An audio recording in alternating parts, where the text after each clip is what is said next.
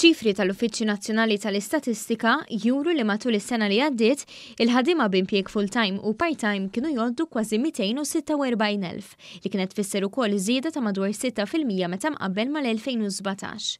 Iċ-ċifri tal-NSO juru li matul is-sena li għaddiet il-ħaddiema f'Malta b'impjieg full-time żdiedu b'6.6% u qabżu l-196,000 meta mqabbel mal-2017. Biċ-ċifri joħroġ ukoll li kważi 80% tal-impjiegi kienu fis-settur privat, waqt li 22% kienu fis-settur pubbliku.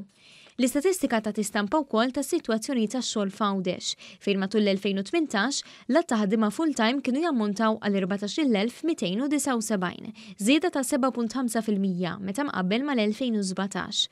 Aktar minn 60% kienu jaħdmu mal-privat, biex kważi żieda fl-impjiegi f'għawdex kienet kollha kemm mal-privat. Fil-fatt, fl-aħħar 6 snin, is-settur privat f'għawdex żdied b'aktar minn 2,200 impjieg full-time. Dan ifisser li kull ġimgħa fl-aħħar 6 snin kien hemm żieda ta' madwar 13-il persuna taħdem li hija aktar mid-doppju ta' żieda reġistrata fil-leġislatura ta' qabel.